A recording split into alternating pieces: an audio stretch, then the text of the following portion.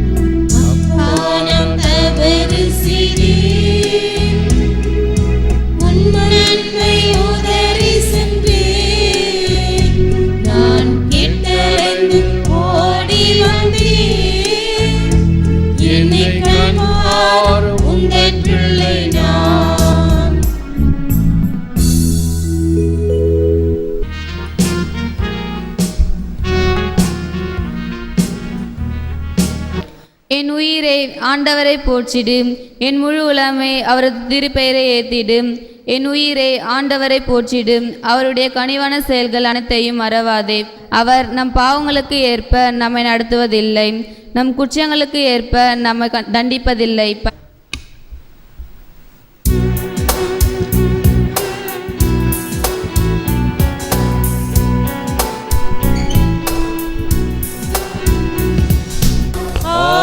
தன் மந்தையை காப்பது போல ஆண்டவர் நம்மை காத்திடுவார்.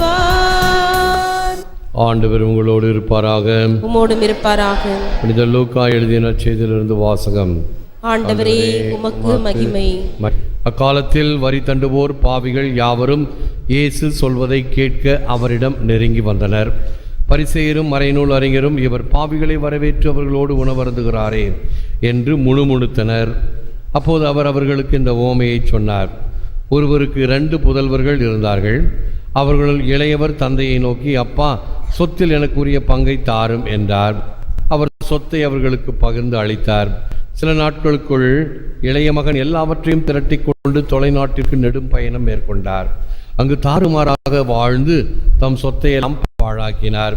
அனைத்தையும் அவர் செலவழித்தார். பின்பு அந்த நாடு முழுவதும் கொடிய பஞ்சம் ஏற்பட்டது. அப்பொழுது அவர் வறுமையில் வாடினார். எனவே அந்நாட்டு குடிமக்களுள் ஒருவரிடம் அண்டி பிழைக்கச் சென்றார். அவர் அவரை பன்றி மேய்க்க தம் வயல்களுக்கு அனுப்பினார். அவர் பன்றிகள் தின்னும் நெற்றுகளால் தம் வயிற்றை நிரப்ப விரும்பினார். ஆனால் அதை கூட அவருக்கு கொடுப்பாரில்லை. அவர் அறிவு தெளிந்தவராய், என் தந்தையின் கூலியாட்களுக்கு தேவைக்கு மிகுதியான உணவு இருக்க நான் இங்கு பசியால் சாகிறேனே. நான் புறப்பட்டு என் தந்தையிடம் போய், அப்பா, கடவுளுக்கும் உமக்கும் எதிராக நான் பாவம் செய்தேன். இனிமேல் நான் உம்முடைய மகன் எனப்பட தகுதியற்றவன். உம்முடைய கூலியாட்களுள் ஒருவனாக என்னை வைத்துக்கொள்ளும் என்பேன் என்று சொல்லிக்கொண்டார். உடனே அவர் புறப்பட்டு தம் தந்தையிடம் வந்தார். தொலைவில் அவர் புறப்பட்டு வந்து கொண்டிருந்தபோது அவர் தந்தை அவரை கண்டு பரிவு கொண்டு ஓடிப்போய் அவரை கட்டி தழுவி முத்தமிட்டார். மகனோ அவரிடம், அப்பா, கடவுளுக்கும் உமக்கும் எதிராக நான் பாவம் செய்தேன், இனிமேல் நான் உம்முடைய மகன் எனப்பட தகுதியற்றவன் என்றார். தந்தை தம் பணியாளரை நோக்கி, முதல் தரமான ஆடையை கொண்டு வந்து இவனுக்கு உடுத்துங்கள், இவனுடைய கைக்கு மோதிரமும் காலுக்கு மிதியடியும் அணிவியுங்கள், கொழுத்த கன்றை கொண்டு வந்து அடியுங்கள், நாம் மகிழ்ந்து விருந்து கொண்டாடுவோம். ஏனெனில் என் மகன் இவன் இறந்து போயிருந்தான், மீண்டும் உயிர் பெற்று வந்துள்ளான், காணாமற் போயிருந்தான், மீண்டும் கிடைத்துள்ளான் என்றார். அவர்கள் மகிழ்ந்து விருந்து கொண்டாடத் தொடங்கினார்கள். அப்போது மூத்த மகன் வயலில் இருந்தார். அவர் திரும்பி வீட்டை நெருங்கி வந்து கொண்டிருந்த போது ஆடல் பாடல்களை கேட்டு ஊழியர்களுள் ஒருவரை வரவழைத்து, இதெல்லாம் என்ன என்று வினவினார். அதற்கு ஊழியர் அவரிடம், உம் தம்பி வந்திருக்கிறார், அவர் தம்மிடம் நலமாக திரும்பி வந்திருப்பதால் உம் தந்தை கொழுத்த கன்றை அடித்திருக்கிறார் என்றார். அவர் சினமுற்று உள்ளே போக விருப்பமில்லாதிருந்தார். உடனே அவருடைய தந்தை வெளியே வந்து அவரை உள்ளே வருமாறு கெஞ்சி கேட்டார். அதற்கு அவர் தந்தையிடம், பாரும், இத்தனை ஆண்டுகளாக நான் அடிமை போன்று உமக்கு வேலை செய்து வருகிறேன், உம் கட்டளைகளை ஒருபோதும் மீறியதில்லை. ஆயினும் என் நண்பரோடும் நான் மகிழ்ந்து கொண்டாட ஒரு ஆட்டுக்குட்டியை கூட என்றுமே நீர் தந்ததில்லை. ஆனால் விளை மகளிரோடு சேர்ந்து உம் சொத்துக்களை எல்லாம் அழித்துவிட்டு வந்த இந்த உம் மகன் திரும்பி வந்தவுடனே இவனுக்காக கொழுத்த கன்றை அடித்திருக்கிறீரே என்றார். அதற்கு தந்தை, மகனே, நீ எப்போதும் என்னுடன் இருக்கிறாய், என்னுடையதெல்லாம் உன்னுடையதே. இப்போது நாம் மகிழ்ந்து கொண்டாடி இன்புற வேண்டும். ஏனெனில் உன் தம்பி இவன் இறந்து போயிருந்தான், மீண்டும் உயிர் பெற்றுள்ளான், காணாமற் போயிருந்தான், மீண்டும் கிடைத்துள்ளான் என்றார். இது கிறிஸ்து வழங்கும் வாழ்வு தரும் நற்செய்தி. கிறிஸ்துவே உமக்கு புகழ். While he was still a long way off, his father saw him and was moved with pity. தொலையில் வந்து கொண்டிருந்த போதே அவர் தந்தை அவரை கண்டு பரிவு கொண்டார். இயேசுவில் அன்பார்ந்த சகோதர சகோதரிகளே, அன்பார்ந்த தொலைக்காட்சி விசுவாசிகளே, இயேசு மாகாவியத்திலிருந்து இந்த உவமையினுடைய மிக அருமையான வார்த்தைகள். சொத்தே வந்து சொத்தை கேட்டது, சொத்து தன்னையே தத்து கொடுத்தது, தத்து பெற்றதை விற்று எடுத்தது, சித்து அடைந்ததாய் பித்து நினைத்தது. அவன்தான் சொத்து, ஆனால் அவனே இந்த அழியக்கூடிய சொத்தை கேட்கிறான். அவரும் தந்தையும் சொத்து, அவர்தான் அந்த சொத்துக்கு அதிபதி, தன்னையே தத்து கொடுத்தது. கொடுக்க வேண்டும் என்ற கட்டாயம் கிடையாது. யூதர்களுடைய மரபுபடி முதல் மகனுக்கு கொடுக்க வேண்டும், அடுத்துதான் இரண்டாவது மகன், அதுவும் தந்தை இறந்த பிறகுதான் அவைகள் போய் சேர வேண்டும் என்பது மரபு. மரபை மீறி இந்த தந்தை ஊதாரித்தனமாக, ஊதாரி மைந்தன் என்று சொல்கிறோம், அன்பிலே பண்பிலே இவர்தான் ஊதாரித்தனமாக இருக்கிறார். சொத்து தன்னையே தத்து கொடுத்தது, தத்து பெற்றதை விற்று எடுத்தது. அவன் என்னவோ கஷ்டப்பட்டு நெத்தி வேர்வை நிலத்தில் விழுந்த மாதிரி சேர்த்து சொத்து மாதிரி அதை போய் தாம்தும்னு அடிமாட்டு விலைக்கு விற்று காசாக்கினான். எதற்காக? சித்து அடைந்ததாய் பித்து நினைத்தது. பைத்தியக்காரன், பித்து பிடிச்சவன். இந்த காசாக்கி கொண்டு எங்கே யூதர்கள் இல்லாத பகுதியோ, டயாஸ்பரா என்று அழைக்கக்கூடிய யூதர்கள் இல்லாத பகுதிக்கு சென்று வாழ வேண்டும். ஏனென்றால் யாராவது ஒருத்தர் பார்த்தா, ஆமா அவங்க அப்பன் சொத்தை அழிச்சு கொண்டாந்து வந்து எங்க இது அழிச்சுக்கிட்டு இருக்குது என்று இவனை திட்டுவார்கள். ஆகவே யாரும் தெரியாத இடமாக போய் இந்த காசை அனுபவிக்க வேண்டும் என்ற இந்த பைத்தியக்காரனுடைய எண்ணம். அதான் பித்து நினைத்தது. Mercy imitates God and disappoints Satan. St. John Chrysostom. இரக்கம் இறைவனை காட்டும், சாத்தானை ஏமாற்றும். உனக்கு மன்னிப்பே கிடையாது என்று மற்றவர்கள் சொல்லக்கூடும். அல்லது சில சமயத்திலே விரக்தியின் உச்சத்தில் நாமே எனக்கு மன்னிப்பே கிடையாது, நான் இவ்வளவு பெரிய பாவி என்று கழிவிரக்கம் என்று சொல்லுவார்கள். தன் மீது எனக்கு மன்னிப்பு கிடையாது. அப்படி ஆண்டு கொண்டவன் தான் யூதாஸ். மன்னிப்பு கிடைக்கும், என் ஆண்டவர் இரக்கமுள்ளவர் என்று மன்னிப்பை பெற்றவர் ராயப்பர். இறைவன் இரக்கம் கொண்டவர், அன்பை ஆண்டவர், ஆற்றல் மிக்கவர், இரக்கம் கொண்டவர், ஈகை மிக்கவர், சினம் கொள்ள தாமதிப்பவர்.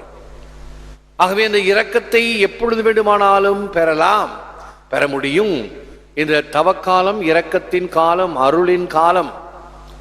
யாரெல்லாம் எப்பொழுதெல்லாம் ஆண்டவரை நாடி தேடி வந்து பரிகாரம், யானே போய் என் நெஞ்சம் போய் என் அன்பு போய் வினையேன் அழுதால் உன்னை பெறலாம். நான் பிராயச்சித்தமாக என்னுடைய தவறுகளுக்காக பாவங்களுக்காக அழ வேண்டும், ஏற்றுக்கொள்ள வேண்டும், மன்னிப்பை யாசிக்க வேண்டும். யாசித்தல் என்றால் பிச்சை எடுத்தல். அப்பொழுதுதான் இறைவன் அதை கொடுப்பார், கனிவுடன் கொடுப்பார். ஏனென்றால் ஆணவத்தின் இடத்திலே, ஆணவம் இருக்கின்ற நெஞ்சிலே தாழ்ச்சி இருக்காது, மேடான இடத்தில் தண்ணீர் தங்காதோ அதுபோன்று இருமாப்பு ஆணவம் நிறைந்த மேடான உள்ளத்தில் ஆண்டவருடைய இரக்கம் தங்க முடியாது. The father's love makes the dead son return to life. இறந்து போனான். இறந்து போய்தல் என்றால் உறவை விட்டு பிரிந்து போதல். தந்தையினுடைய உறவை விட்டு பிரிந்து போனதனால் அவன் இறந்தவனாக கருதப்படுகிறான். உன் தம்பி இறந்து போயிருந்தான், மறுபடியும் உயிர் பெற்று வந்திருக்கிறான். அவனை வரவேற்போம், மகிழ்ச்சி கொண்டாடுவோம். வானகத்தில் மிகுந்த மகிழ்ச்சி உண்டாகும். ஒரு பாவி மனம் திரும்பினால், அருமையாக பாடினோம், அப்பா நான் தவறு செய்தேன், வாழ்வு தரும் வார்த்தைகளை விட்டு நான் வேற எங்கு போவேன், நீதான் அந்த வாழ்வு தரும் வார்த்தைகளை கொடுக்கின்ற தந்தாய் என்ற வார்த்தைகள் நம் உள்ளத்தில் ஆழமாக இருக்க வேண்டும். தந்தையின் அன்பு இறந்து போன மகனுக்கு வாழ்வளிக்கிறது. அவன் பரிகாரத்துடன் வருகிறான். என்ன பரிகாரம்? மறுபடியும் மகனை போன்று அல்ல, ஒரு வேலைக்காரனை போல, உம்மிடம் ஊழியம் செய்கின்ற ஊழியக்காரரை போல எனக்கு ஒரு இடம் கொடுத்தால் போதும் என்பது அவனுடைய வேண்டுகோள். ஆனால் தந்தை இரக்கத்தின் பெருக்கிலே அல்ல, நீ என்றும் என்னுடைய மகன் என்பதை வாய்ச்சொல்லால் அல்ல செய்கையால் நிரூபித்து காட்டுகிறார்.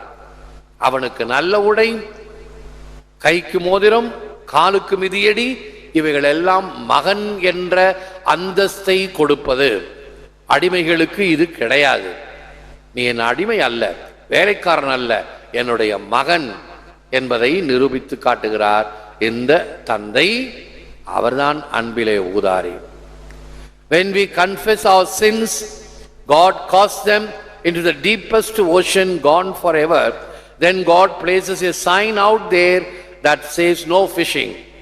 Corriton boom. நமது பாவங்களை அறிக்கையிடும்போது கடவுள் அவற்றை என்றும் அழியும்படி ஆழ்கடலில் அமுக்கி விடுகிறார். அங்கு மீன் பிடிக்க தடை என்ற அறிவிப்பையும் வைக்கிறார். யாரும் வந்து உன்னுடைய பாவ குழிகளை தோண்டி அவைகளை தோண்டக்கூடாது.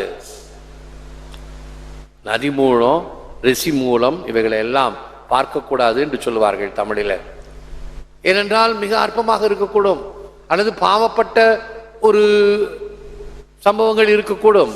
அவைகள் அல்ல, மாறாக எந்த நிலையிலே இப்பொழுது இருக்கிறாய் என்பதுதான் இறைவன் விரும்புகிறாரே தவிர உன்னுடைய பழைய பாவ வாழ்க்கையை அவர் கணக்கெடுத்து கொள்வது கிடையாது. ஒரு பாட்டி தினமும் பங்குசாமியார்கிட்ட வந்து, சாமி கனவுல இயேசு சாமி வந்தார் அப்படி. அப்படியாமா, சந்தோஷம். இது தினம் தினம் வந்து சொல்லிக்கிட்டே இருக்குது, சாமி என் கனவுல இயேசு சாமி வந்தார், இயேசு சாமி வந்தார். சரி, இதை எப்படியாவது தடுத்து நிறுத்தணும். என்ன சொல்லலாம்? அவர் சும்மா சொல்லி வச்சார். சரி பாட்டி, நாளைக்கு இயேசு சாமி கனவுல வந்தாருன்னா நான் என்ன பாவம் செஞ்சேன்னு கேட்டுட்டு வந்து சொல்லு அப்படி. சரி சாமின்னு போச்சு. அடுத்த நாள் வந்து நிக்குது, பங்குசாமியாருக்கு வைத்த கலக்குது. ஐயையோ, இது என்ன புது கதை விட போதோ தெரியலையே அப்படின்னு. இயேசு சாமி வந்தாரா? வந்தாரு. நான் சொன்னதை கேட்டியா? கேட்டேன் சாமி. என்ன சொன்னாரு? இல்ல சாமி, அதெல்லாம் மறந்துட்டாராம் அவரு. பாவங்களை மன்னிப்பவர், மறப்பவர் இறைவன். நம்ம தான் அப்படியே கண்குத்தியா வச்சிருப்போம். எப்பொழுது அதை சொல்லி காட்டணுமோ சொல்லி காட்டுவோம். அது சொந்த பிள்ளையாக இருந்தாலும் சரி, உறவினர்களாக இருந்தாலும் சரி, அல்லது மற்ற மக்களாக இருந்தாலும் சரி, நம்முடைய பண்பு அது. இறைவன் அப்படி அல்ல, இரக்கம் நிறைந்தவர். மன்னிப்பது மட்டுமல்ல, மறக்கக்கூடியவரும். மறக்கக்கூடியவர் எப்படி என்றால் இப்பொழுது சொல்லப்பட்டது அல்லவா, அந்த பாவங்களை எல்லாம் கடலில ஆழத்துல போட்டு புதைச்சிட்டு அங்க வச்சுட்டு மேல ஒரு போர்டு வேற போட்டிருக்காரு, இங்க யாரும் மீன் பிடிக்க கூடாது. எவ்வளவு அழகாக ஆண்டவருடைய இந்த மன்னிக்கும் தன்மை எடுத்து காட்டப்படுகிறது பாருங்கள். There are three phases in the story of the prodigal son. We can identify ourselves with one, going away; two, coming to reason, process of conversion; third, the return. ஊதாரி மைந்தன் கதை 3 நிலைகளை கொண்டது. நம்ம இவ்வாறு தொடர்புபடுத்திக் கொள்ளலாம். பிரிந்து செல்லுதல், உறவை விட்டு எல்லாத்தையும், சொத்து பத்து எல்லாத்தையும் வித்து கித்து எடுத்து ஒண்ணு வேணாம், அவன் சங்காத்தமே வேண்டாம் என்று உதறி செல்கிறான் அல்லவா, அதான் முதல் பாவம். எதனால்? மமதையினால், பேராசையினால், சிற்றின்ப வேட்கையினால், இன்னும் பலவர்களை அடுக்கிக் கொண்டே போகலாம். இவைகளினுடைய கூட்டு மொத்த செயல்பாடு எனக்கு உன் சங்காத்த வேண்டாம். தந்தை அழுது இருப்பார், வேண்டாம் என்று புத்தி சொல்லி இருப்பார். ஏறுமா? ஏறாது. ஏன்? அப்படியே வளர்ந்துட்டான். ஏன்னா இந்த ஓமையை ஆராய்ந்து பார்க்கும் பொழுது, படிச்சு பார்த்தோம்னா அந்த விளக்க கமெண்ட்ரிஸ் எல்லாம் பார்த்தா அந்த ஓமையில அம்மா இல்லை. ஒருவேளை அம்மா இருந்திருந்தால் இப்படி நடந்திருக்குமா என்பது கேள்விக்குறி. அம்மா இல்லாததுனால அப்பா கண்டிப்புக்குரியவர் தான். ஐயோ அம்மா இல்லையேன்னு சொல்லி அதிகமான அன்பை கொடுத்திருக்கலாம், செல்லத்தை காட்டியிருக்கலாம்.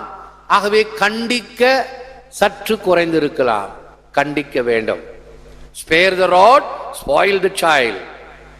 ஐயோ அடிக்கக்கூடாது, பிள்ளை அடிக்கக்கூடாதுன்னா புள்ள கெட்டு போயிடும். இப்ப நம்முடைய பள்ளிக்கூடத்துலலாம் தவறான வழிமுறைகளை நாம் கடைபிடிக்கிறோம். பிள்ளைங்களை அடிக்கக்கூடாது. அடியாத மாடு படியாது, சாமதான பேத தண்டம் வேதத்திலே சொல்லி இருக்குது. ஆகவே எப்பொழுது தவறோ கண்டித்து திருத்த வேண்டும். கண்டித்து திருத்துவன் தான் உண்மையான தந்தை. ஆகவே நாம் வேதத்திலும் படிக்கிறோம், ஒரு போதகர் அல்லது ஒரு தீர்க்கதரிசி கண்டிக்கவும், வழிநடத்தவும், இடிக்கவும், தகர்க்கவும் அவருக்கு எல்லா விதமான உரிமைகளும் உண்டு. எது சரியில்லையோ அவைகளை கண்டிக்க வேண்டும். காணாமல் இருத்தல் அல்ல, அதுவும் பாவம். Sins of omission. காணாமல் விட்டு விடுவது என்ன பண்றது என்பது அல்ல. இல்லை, இதை திருத்த வேண்டும், திருத்தப்பட வேண்டும்.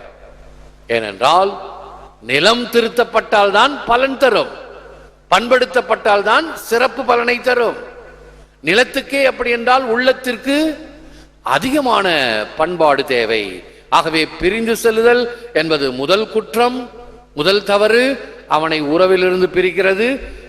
அதன் பிறகு அறிவு தெளிந்து மனம் மாறும் நிலை. தூரத்துக்கு போனவன தான் சாப்பாடு கிடைக்கல, சாப்பாடு மட்டுமல்ல பன்றி தின்னுகின்ற தவிட்டை கூட அவனால் தின்ன முடியவில்லை. அப்பதான் மனம் தெளிகிறது. தமிழ்ல இன்னொரு பழமொழி, அது சமஸ்கிருத வார்த்தைகளோடு இருக்கும். லங்கனமே பரம ஔஷதம். ஔஷதம்னா மருந்து, லங்கனம்னா பட்டினி. பட்டினி இருந்தால் சிறந்த மருந்து. அதுக்குதான் நாம் தவ காலத்தில் உபவாசம் இருக்கிறோம். பட்டினி கிடக்கும் பொழுது அறிவு தெளிவுகிறது. அரை வயிற்றோட படிச்சாதான் படிக்க முடியும். ஃபுல் வயிறு தின்னு கட்டி மூக்கு முட்டை தின்னா படிப்பு ஏறாது, தூக்கம் தான் வரும். ஏன்? எல்லா ரத்தமும் இங்க போகும், செரிக்கிறதுக்காக போகும். ஆகவே மண்டை வேலை செய்யாது, மூளை வேலை செய்யாது, தூக்கம் வரும். தூங்கினா படிக்க முடியுமா? ஆகவே அறிவு தெளிந்து மனம் மாறும் நிலை. அப்ப உடனே சொல்றான், அடுத்தது மூன்றாவது திரும்பி வருதல். இன்றே எழுந்து என் தந்தையிடம் செல்வேன்.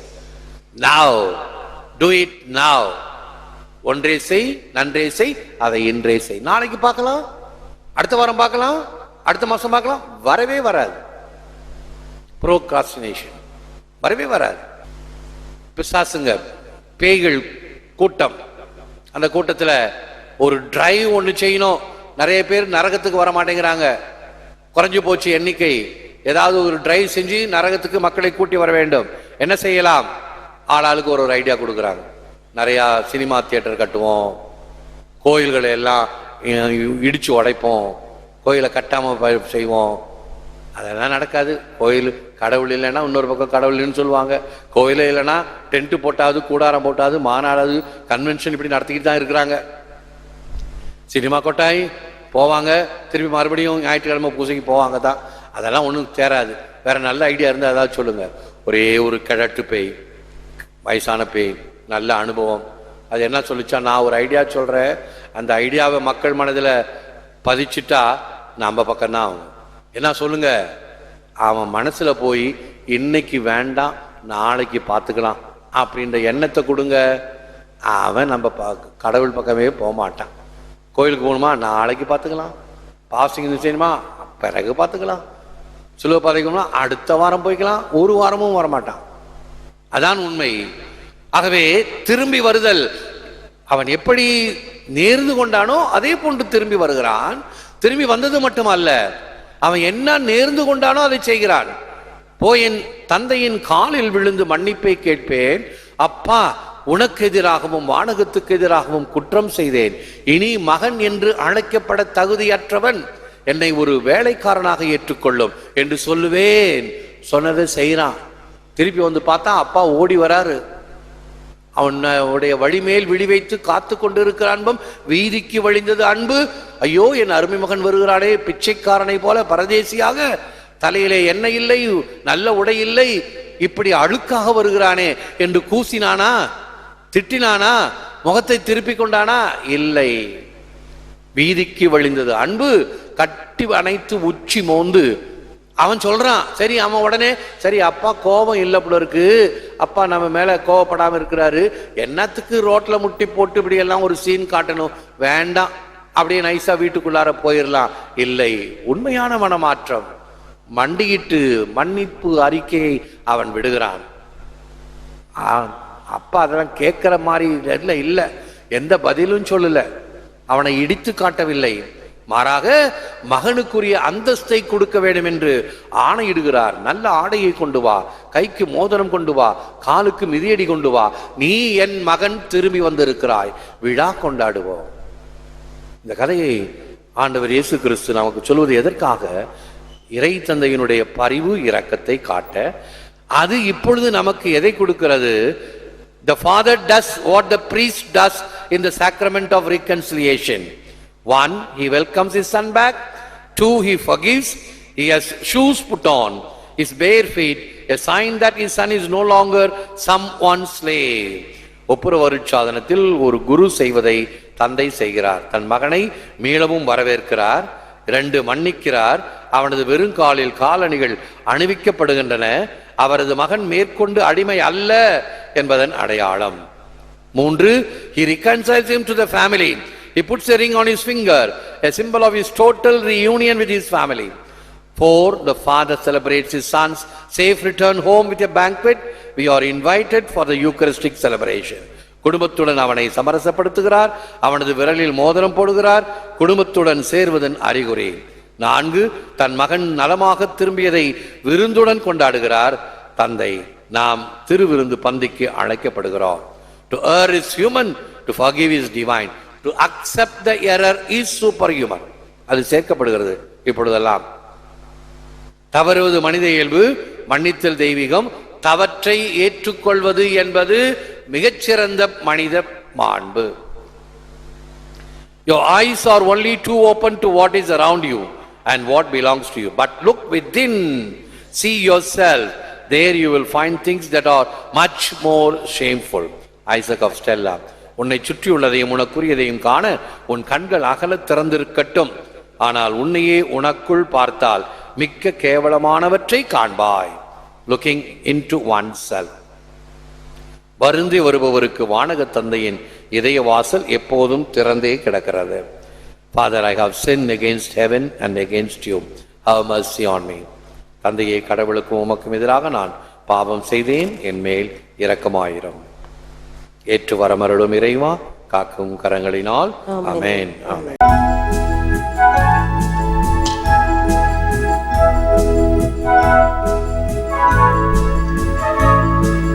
ஒருபோது முனை பிரியாரிலையா உறவொன்று வேண்டும்.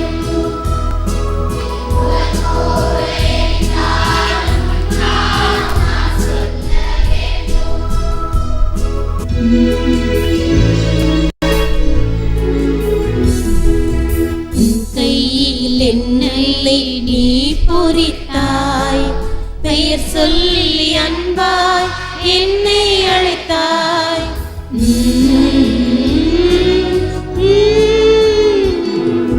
உன் கையில் என்னை நீ பொறித்தாய், பெயர் சொல்லி அன்பாய் என்னை அழைத்தாய். ஏன் என்னை நீ தெரிந்தாய், என் வாழ்வில் ஏன் நுழைந்தாய். உன் மாறாத அன்பில் மகிழ்வொன்று கண்டேன், தாய் உறவொன்று தேடும் பிள்ளை பொழிந்தேன். உன்னோடு நான் வாழுவேன், ஒருபோதும் உன்னை பிரிய நிலையான உறவொன்று வேண்டும்.